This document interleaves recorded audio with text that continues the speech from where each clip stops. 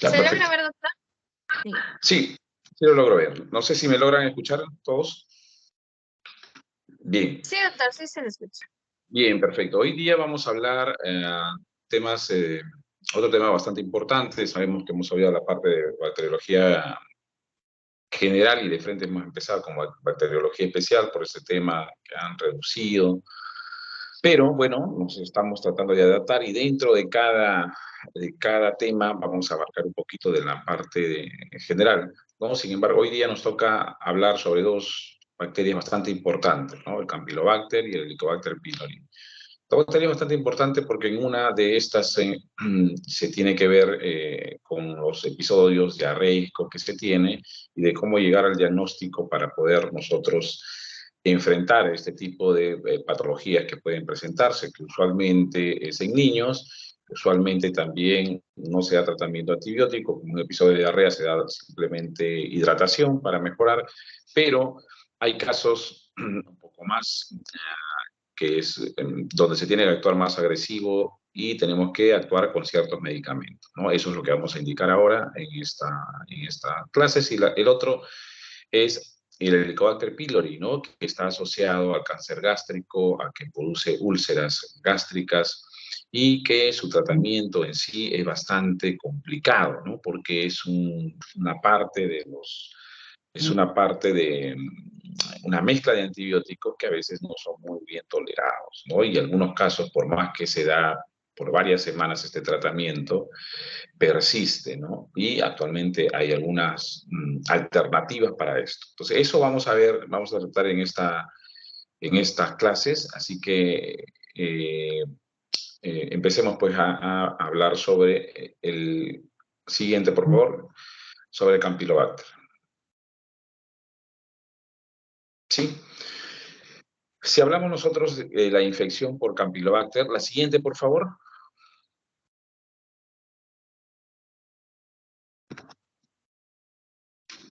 Siguiente, por favor.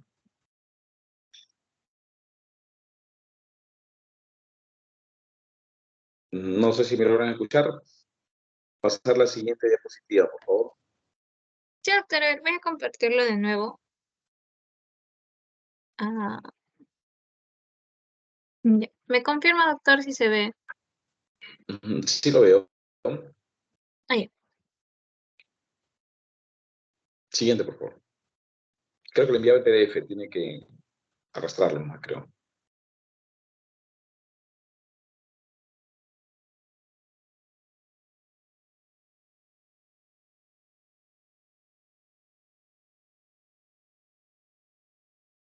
Ahora, doctor, ¿se puede ver?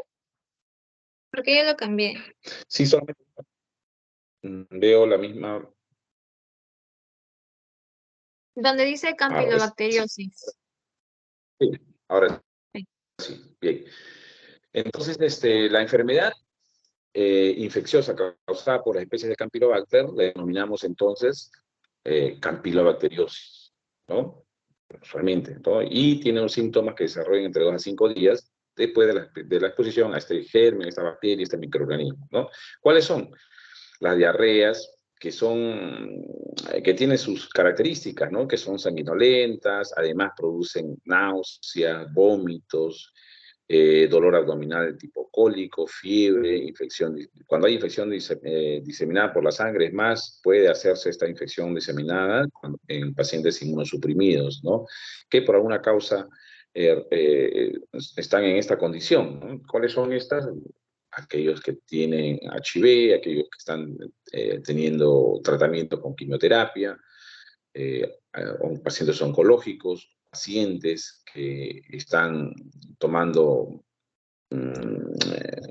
corticoides, ¿no? Por buen tiempo, esos pacientes podrían estar afectos a tener alguna infección diseminada por la sangre, ¿sí? Con esta bacteria. Siguiente. Entonces hablaremos algo del Campylobacter en sí, en la parte microbiológica, que son bacterias en forma de espiral, especies hay. ¿Cuántas especies hay? Hay muchas especies, ¿no? Pero sin embargo, las más características son las Campylobacter jejuni, que es de la que vamos a hablar, el Campylobacter fectus, el coli, Usaliensis, y algunas otras especies diversas, pero que son menos del 1% de los casos que afectan al humano, ¿no? Crece a temperatura corporal de un ave porque esta sirve de reservorio, es frágil, no tolera la desecación, se muere con el oxígeno y, como menciona también, la congelación reduce el número de bacterias presentes en la carne cruda, ¿no? Entonces es una manera de reducir la cantidad de estas bacterias presentes en algún alimento. Siguiente. Entonces, si nosotros lo vemos, siguiente por favor, si vemos nosotros en el GRAM, ¿cómo lo vamos a ver? Lo vamos a ver, es un bacilo gram negativo. Quiere decir que tiñe de color rojo, ¿no? Color rojizo, ¿sí? Veo que no pasa la diapositiva. No sé si es en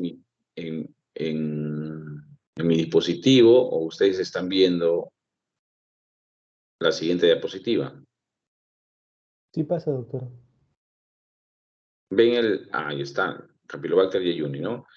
Bacilo gram negativo, curvo, en espiral, en forma de S o en alas de gaviota, ¿no? Es lo que se ve, ¿no? En forma de S son bacilitos chiquititos que están en forma de S o en alas de gaviota, o sea, casi decir como que si fuera una M mal escrita, ¿no?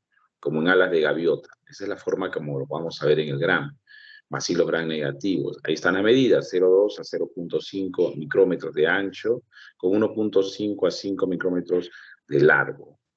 ¿Tiene flagelo? Sí, o sea, quiere decir tiene un flagelo polar, ¿no? En un extremo. Tiene un movimiento rápido helicoidal, ¿no? Y hace como dardo, o sea, mueve y el movimiento es rápido. Siguiente. Siguiente, ¿cómo hacemos el cultivo del Campylobacter jejuni? ¿No? Para esto vamos a necesitar algunos medios especiales, sí, ¿no? Por ejemplo, el agar desoxicolato, carbón y cefoperazona, o agar CCDA, o el medio Campylobacter, o el medio de Butler, o el medio de Skirrow, o el medio de Columbia. Usualmente lo que usamos acá es el medio Cam, ¿no? Es usualmente el medio Cam. Todas estas tienen enriquecido con sangre de carnero al 7,5%, se le da una atmósfera de microaerofilia, ¿no? Es decir, hay poco oxígeno, poca cantidad de oxígeno, la temperatura de 37 a 42 grados centígrados, ¿no? Hay colonias translúcidas y húmedas, son aquellas colonias que podemos observar nosotros. Ahí en el lado inferior vemos una placa Petri donde se ve cómo han desarrollado las colonias en este agar en medio cambio, ¿no? Siguiente. ¿Cómo es la apariencia de esos cultivos? Usualmente cuando son los cultivos jóvenes, quiere decir cuando recién aparece a las 24 o 48 horas empieza a desarrollar, ¿no? Después de 48 horas tienen una apariencia de vibrio. Es decir, si vemos estas colonias, le hacemos un gran, tiene una apariencia de vibrio. ¿Cómo es el vibrio? Así, ¿no? Un tipo de espiral chiquito, delgadito, ¿no? Y ya después de 48 horas de incubación, es decir, le deja un poquito más tiempo, ya se puede ver un aspecto en el gran, un cocoide, ¿no? O sea, un poquito más larguito, redondito.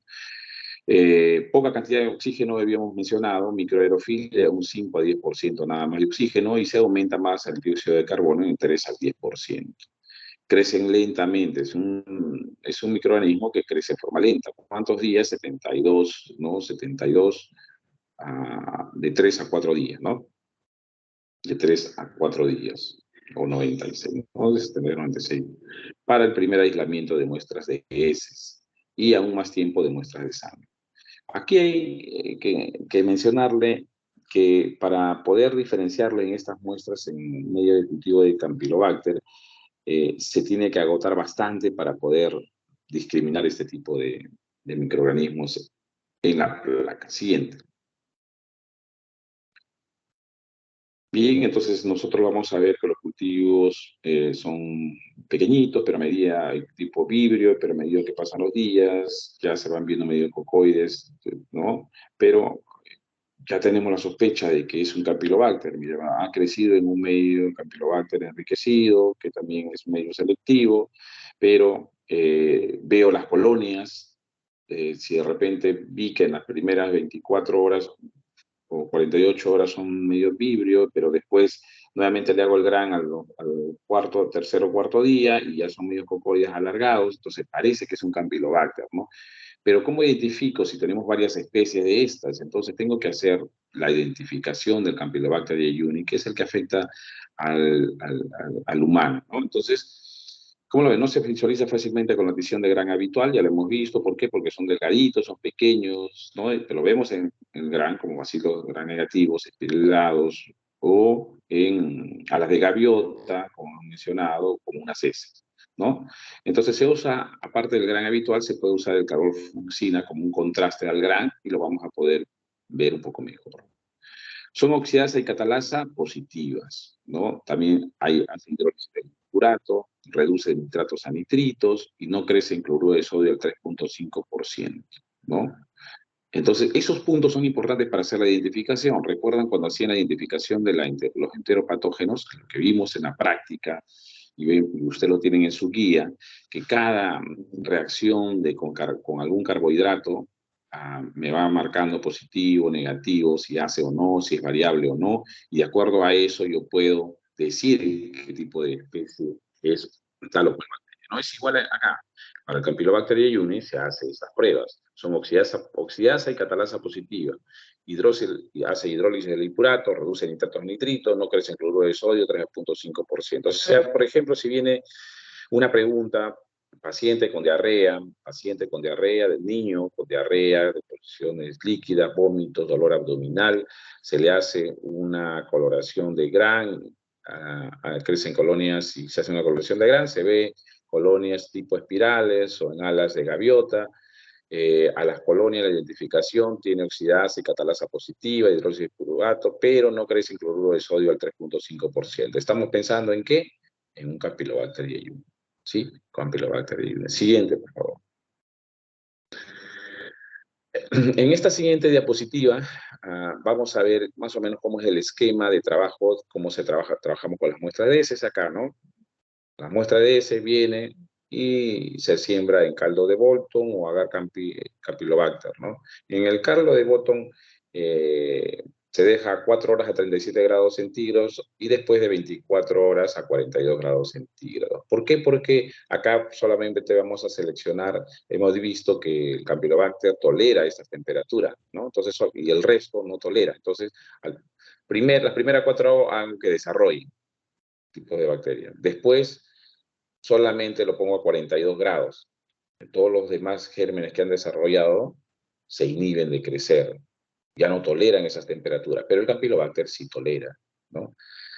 Entonces, lo sembramos ahí. Una vez que ya tengo esto, el caldo, lo sembramos en agar Campylobacter Campylofree, agar Bussler, o después de esto, a las 24 a 48 horas, con microhidrofilia, con las características que hemos dicho, hacemos la coloración de Gram, ¿no? Hacemos la coloración de Gram. Si es así, pasamos a Columbia 7.5% de carnero, crece, cogemos una colonia y ahí se le hacemos la prueba de oxidasa, catalasa y el hipurato.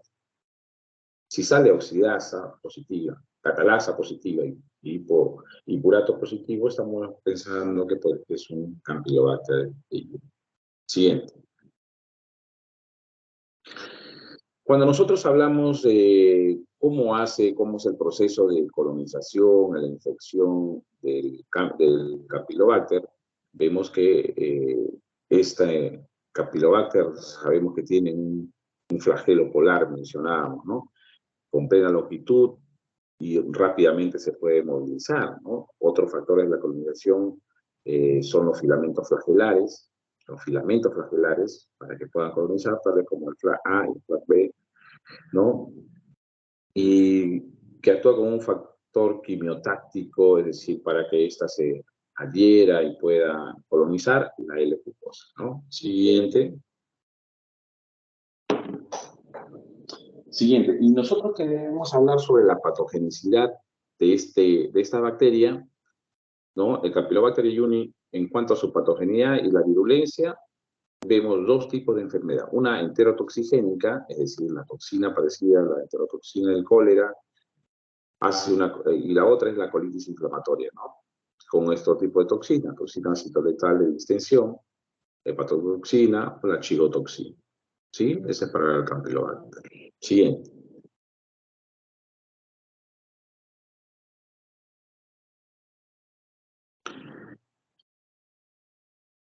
¿Cuáles son las características de esta enfermedad? ¿No? ¿Cuál es la característica de la enfermedad? Entonces, este tipo de patología, este tipo de enfermedad, como mencionamos aquí en esta diapositiva, puede ser desde asintomática, es decir, no puede haber sintomatología hasta severas, ¿no? Característico: fiebre, cólicos abdominales, ya lo habíamos mencionado, diarrea, con o sin sangre, leucocitos fecales, con una duración de varios días o más de una semana, ¿no? Ya también mencionamos que era a veces autolimitante, o sea, solito va a pasar, ¿no? A aquellos pacientes que son inmunocompetentes, es decir, que no tienen ninguna patología inmunológica asociada, se autolimita solo, ¿no? Pero en algunos casos recae, 5 a 10% de casos de pacientes que no son tratados, recae. Puede confundirse también con un cuadro de apendicitis aguda, ¿no? ¿Por qué? Porque puede parecerse la sintomatología de esto, ¿no? Sintomatología. Siguiente. ¿Solamente afecta al intestino esta bacteria? Esta bacteria no. También puede ocurrir infecciones extraintestinales, ¿no? Bacteremia, bursitis, ¿no? La bursa. Bacteremia, una bacteria que puede pasar a la sangre. Bursitis, a nivel de las bursas, o sea, las articulaciones, tienen unas bolsitas que contienen el líquido articular, ¿no? Esta bolsita se le llama bursa, ¿no? Entonces, inflamación de esta, pues sí, infección del tracto urinario, meningitis, ¿no? O sea, infección de la meninge, endocarditis, peritonitis, pancreatitis, y en niños, pues, sepsis neonatal, como he mencionado. Algunas secuelas y la artritis reactiva. La artritis reactiva se denomina así artritis reactiva cuando esta artritis ocurre post-infección, ¿no? Hay una post-infección y hace una artritis, ¿no? Síndrome de Guillain-Barré, y en algunos casos muy ocasional podrían causar hasta la muerte, ¿no? Siguiente. ¿Cómo es la parte epidemiológica de esto? ¿Cómo lo vemos? Para poder nosotros tener en cuenta que siempre es bueno tener estos datos para saber cómo enfrentar y no tomarlo tampoco tan a la ligera, ¿no? Siguiente, por favor. Ahí está. Según la OMS, la tasa de aislamiento en niños menores de 5 años es de 12.1%. O sea, es una buena cantidad, ¿no? 12.1%. ¿No? Entre 40.000 a 60.000, de 40 a 60.000 por cada 100.000 niños menores de 5 años, y población general 90 por cada 100.000 habitantes. Siguiente. ¿Dónde vamos a encontrar a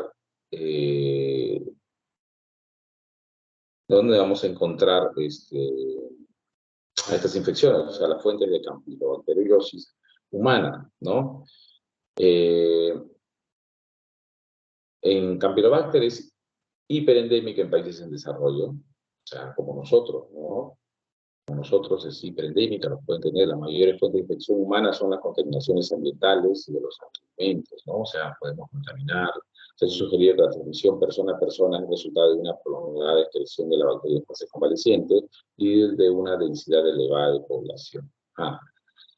¿No?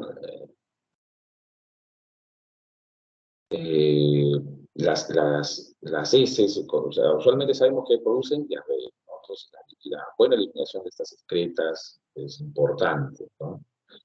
Y pueden estar ahí las bacterias, pueden contaminar, ¿no? Siguiente.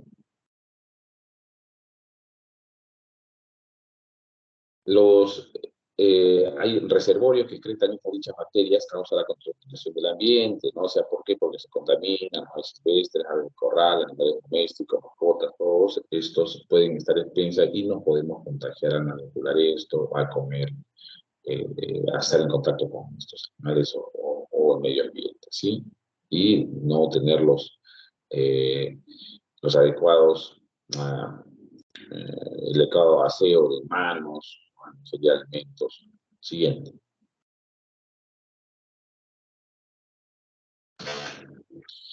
Y ahí está, ¿no? La contaminación, los factores de riesgo, la presencia de animales en el área, preparación de alimentos, áreas de cocina sin la basura cubierta, falta de agua potable, producción ocupacional de animales de la granja que manipulan, consumo de leche a crudo, productos lácteos, sabemos ya lo hemos mencionado, y cuando hablamos también de Bruselas mencionamos que la importancia de cocer estos alimentos, ¿no?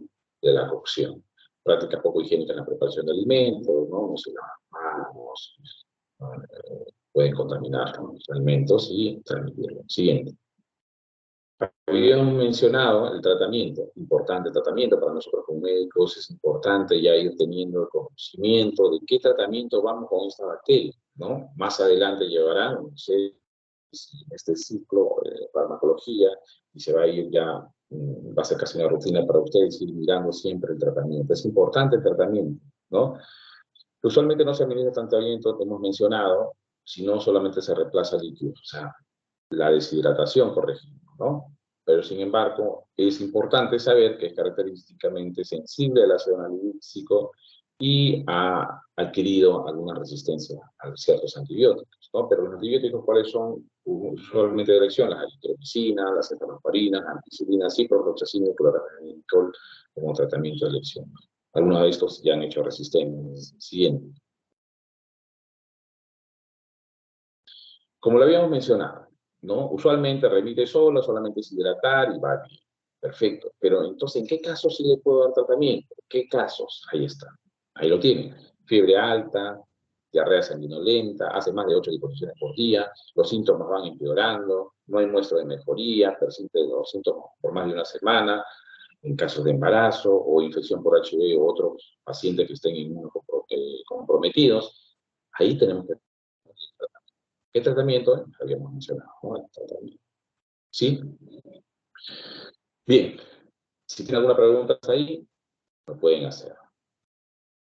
Mientras, hablaremos ahora también de otra bacteria bastante importante que antes estaba comprendido en este grupo de Campylobacter, pero que después ya se vio con algunas otras características y se le llamó Helicobacter pylori. Y es el que vamos a tratar, y esto está relacionado con las úlceras gástricas y con el tema de los linfomas. O las úlceras gástricas, el tema del cáncer, ¿no? Gástrico también, bastante relacionado. Ahí está. Ahí está, que son 1983, por Warren, un biólogo y Marshall, un médico. Lo nombraron primero como Campylobacter pyloridis y más tarde como Campylobacter pylori, ¿no? Entonces, después de esto se han hecho bastantes estudios sobre el reporte de Helicobacter pylori y su potencial rol patógeno que tiene, ¿no? Se ha estudiado más en relación al papel que este microorganismo hace como enfermedad péptica y de la úlcera. Siguiente. Y de la úlcera péptica. Siguiente. En esta diapositiva, más o menos, es como la fisiopatología y cómo la bacteria llega a hacer una úlcera péptica, ¿no? Usualmente va la infección y esta va en la parte más baja, ¿no? En la parte del píloro y del antro, ahí se ubica. ¿Sí? Esta bacteria, ¿qué es lo que va a hacer? Va a producir la inflamación de estas células vitales, la inflamación, como vemos ahí en el segundo, y puede producir la úlcera, ¿no? La úlcera péptica, la úlcera gástrica, que puede producir en unos casos hasta en úlceras sangrantes, ¿no? Siguiente.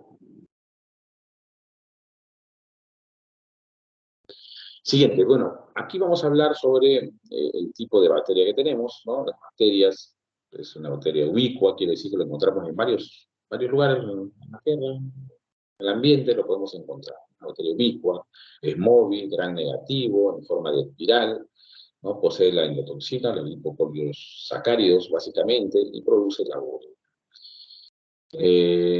Usualmente países desarrollados es menos, ¿no? Pero países en desarrollo como el nuestro sí pueden estar hasta, como mencionan, casi todos infectados, ¿no?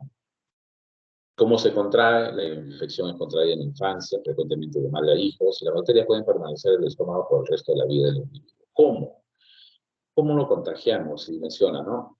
Usualmente es cuando una persona que tiene esto se acerca y puede estar hablándole muy cerca, puede estar transmitiéndole también estas bacterias, o también con las manos contaminadas, también podría va a ser, o sea, puede ser oral, oral fecal, fecal oral, perdón,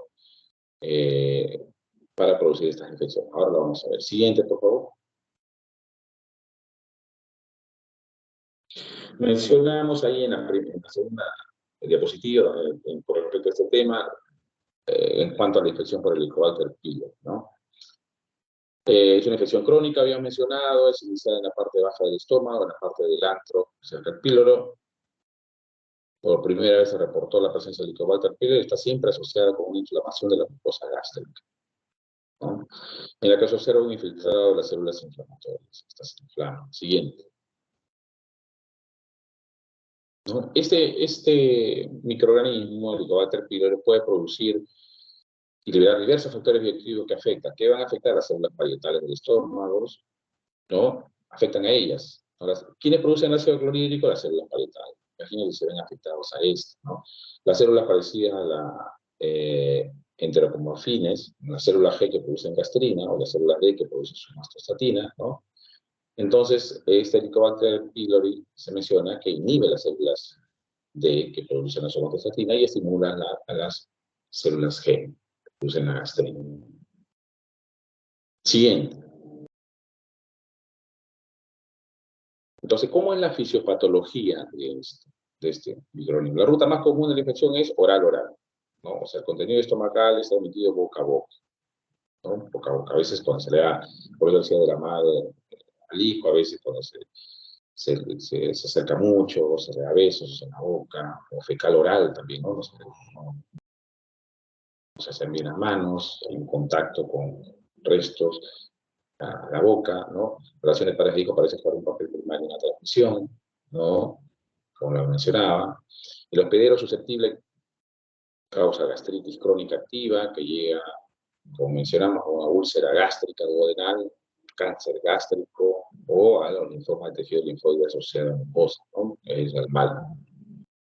Siguiente.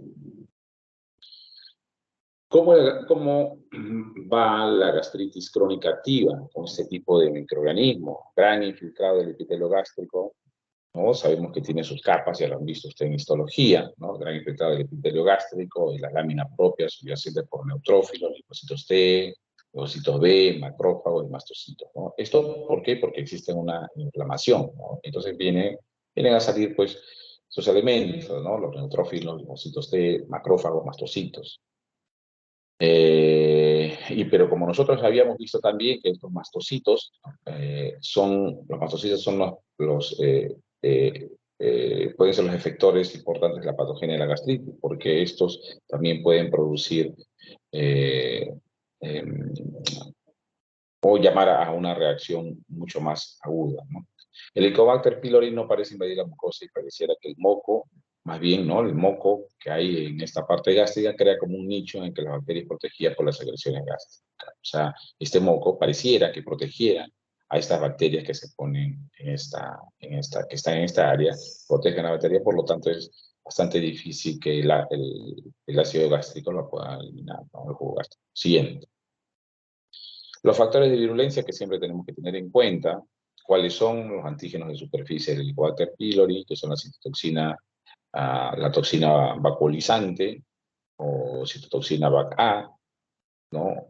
O el gen VACA presente en el 40% de las cepas, se menciona, proteína CACJA, que es presente en el 60% de cepas. ¿Qué hace esta? Estimula la producción de factores quimiotácticos de los neutrófilos al epitelio gástrico, factor sigma, la flagelina. Estas hacen adhesión y la colonización en la zona, ¿no? Siguiente. La morbilidad en estos casos, en cuanto a la morbilidad y la mortalidad. La morbilidad es muy alta, ¿no? Ataca tasa de mortalidad relacionada a la infección de Helicobacter pylori, no se conoce con precisión, pero dice que puede ser una mínima entre 2 a 4%. Y la mortalidad se debe, pues, a las complicaciones, ¿no? Tal como la perforación de las úlceras, ¿no? Sabemos que ocasiona úlceras, la perforación, o como habíamos mencionado también, al linfoma de tejido linfoide asociado a mucosas, ¿no? También del trato gastrointestinal. Siguiente.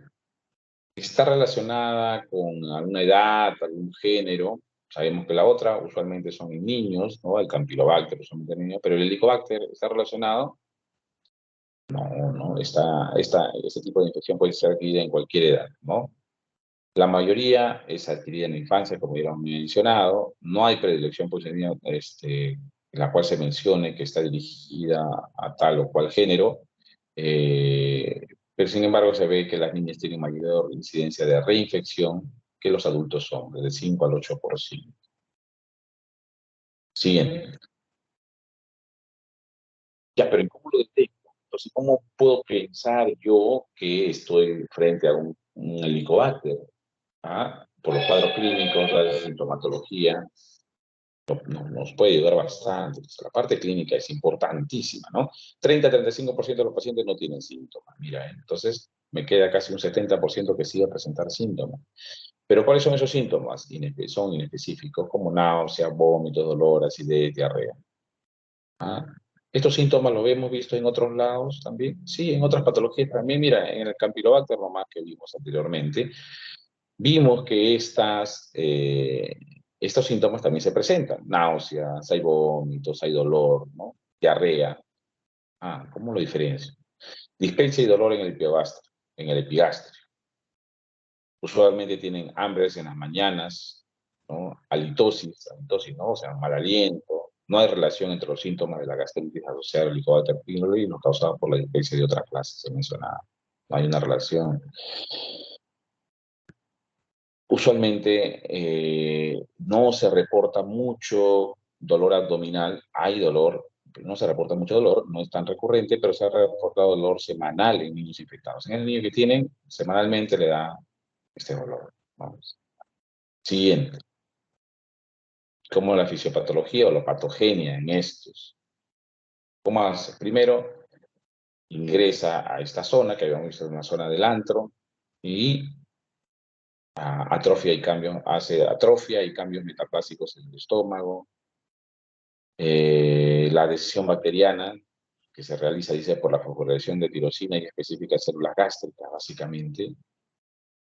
Esta adhesión va a causar la disminución de la glutatión en la mucosa, que es importante para mantener el estado de reducción, ¿no? O redox, en la regulación de las reacciones inflamatorias.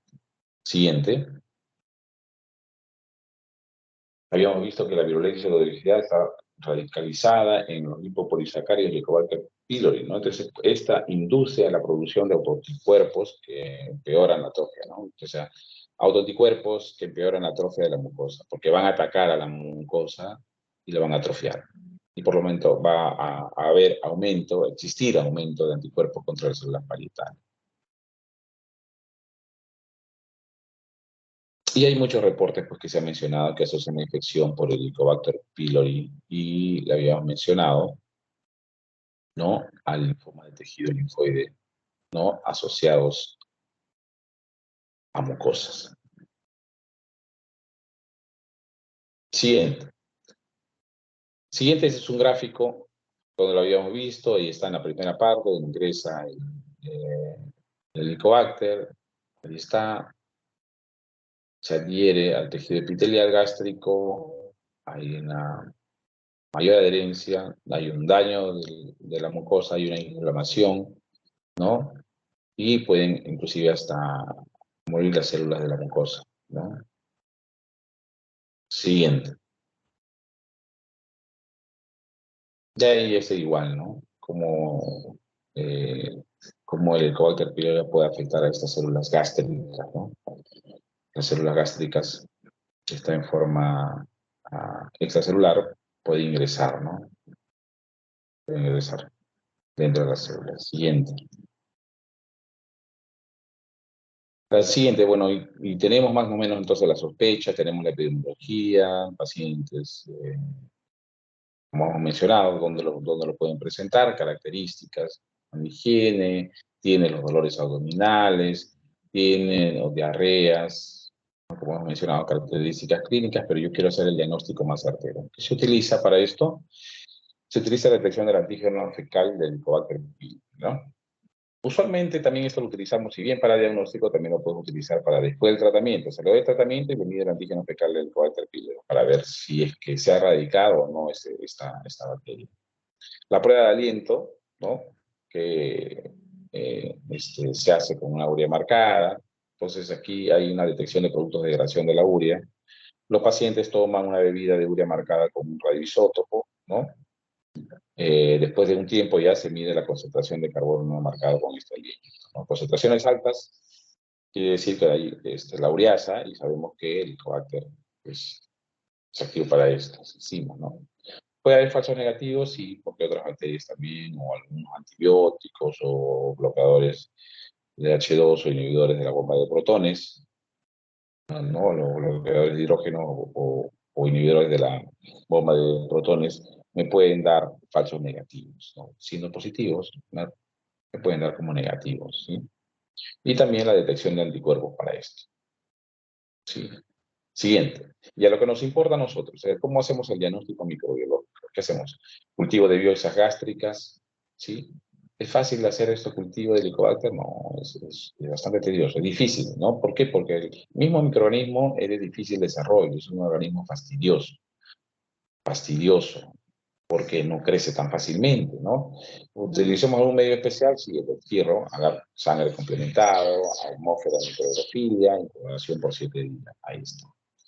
Siguiente, como vemos en la coloración GRAN, más o menos, esa es una fotografía de una coloración GRAN del Helicobacter pylori, ¿no?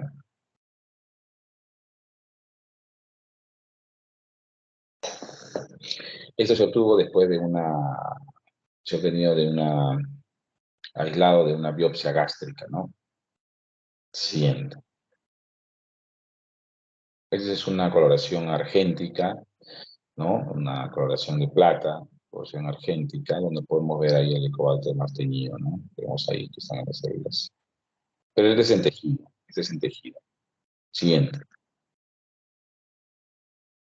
Diagnóstico microbiológico, microscopía de biopsia, obtención por endoscopía, le hacemos una coloración de Jensa y podemos ver, ¿no? Siguiente.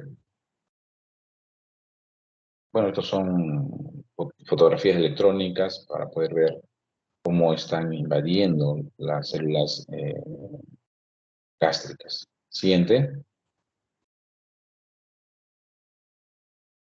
Bien, y entonces nos vamos ya, sabemos, damos el diagnóstico, hacemos nuestras pruebas, hacemos nuestro cultivo, hacemos nuestro corte histológico, lo vemos, hacemos nuestra evaluación y es un Helicobacter. Hay una úlcera, un Helicobacter. ¿Qué vamos a hacer? Tratamiento. Tasa de curación 85 a 90%. Quiere decir que hay un 10 a un 15% que no se puede curar. La primera elección es el tratamiento, triple terapia por 10 a 14 días, ¿no? 2 semanas aproximadamente. ¿Qué se le da? Inhibidor de la bomba de protones, omeprazol, ranitidina, citrato de bismuto, y amoxicilina y claritromicina, ¿no? Otra opción es el subsalicilero de bismuto, metronidazol y tetraciclina.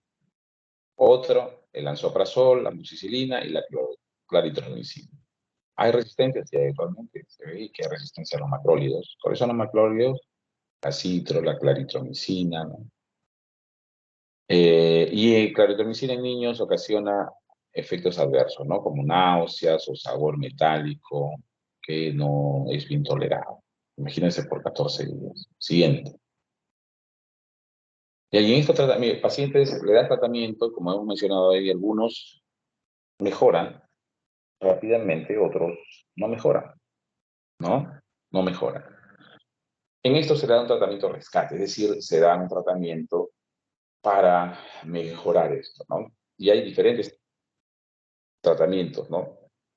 Cuando ya existen 2 fracasos terapéuticos previos, se da un tratamiento, hemos visto las opciones anteriormente, ¿no?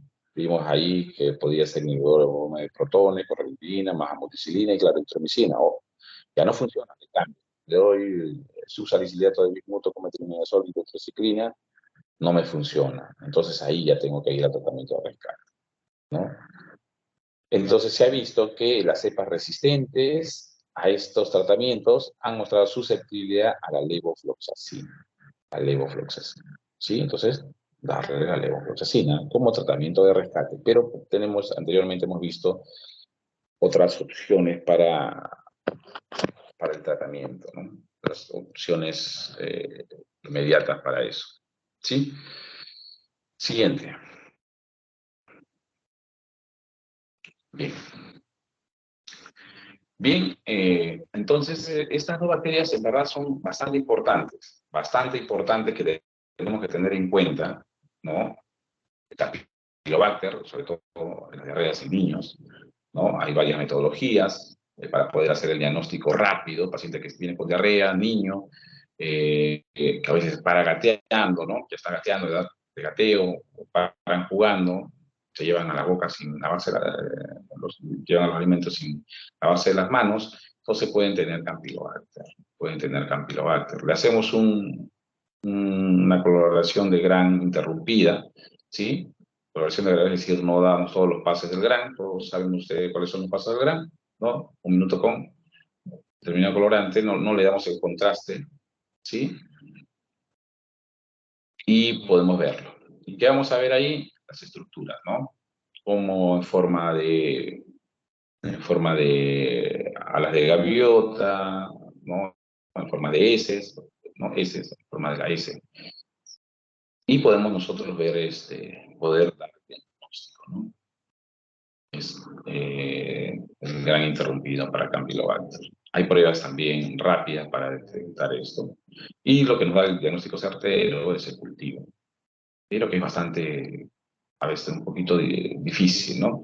Y en los casos de Helicobacter hay bastantes pruebas, ¿no? Pruebas del aliento, el cultivo también es bastante difícil por ser un microorganismo bastante fastidioso, pero ¿cómo llegamos nosotros a solicitar estas pruebas si no conocemos la parte epidemiológica, la parte clínica, o cómo se presentan y a qué edad se presentan, ¿no? A qué edad se presentan más, con mayor frecuencia, no quiere decir que, pero con mayor frecuencia, por ejemplo, en niños, ¿no?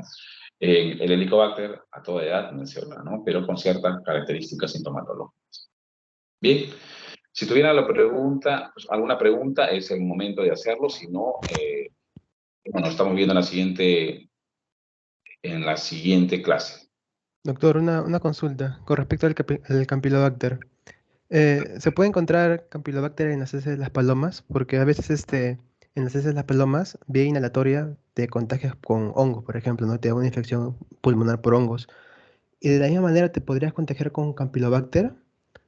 Claro, sería Sí, por la vía claro, digestiva, ¿no? En ese caso. claro, sí. Pero como habíamos mencionado, estas toleran bien las temperaturas que tienen las aves, ¿no? Y usualmente lo están en las aves.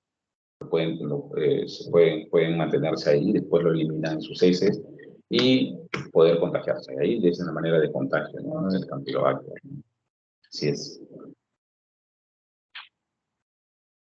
Ok, doctor, gracias. Doctor, y una consulta más, con respecto al aliento de las personas con gastritis, ¿hay alguna similitud? Algo así como, por ejemplo, las personas con cetocidosis tienen el aliento cetónico que es característico, ¿no? Tiene un olor así, a fruta un poco Ya, descompuesta. no, Y en las personas con no, helicobacter, no es, ¿no? no es característica que yo te pueda decir, por ejemplo, en un paciente diabético que tiene, ¿no?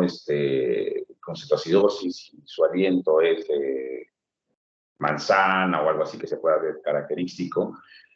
No es igual, ¿no? Pero sabemos que estas personas, o sea, frecuentemente tienen un mal aliento por el hecho de una lesión que tienen dentro, ¿no? Una lesión. Y eso, la salida más próxima es la boca, y entonces tienen estas dos, ¿no? Características exactamente con determinados patrones, no. Pero sí ya es una sospecha alta, ¿no?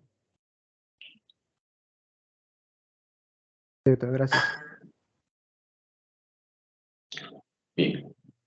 Bien, si no hay ninguna otra pregunta, entonces ha sido un gusto compartir con ustedes hoy día.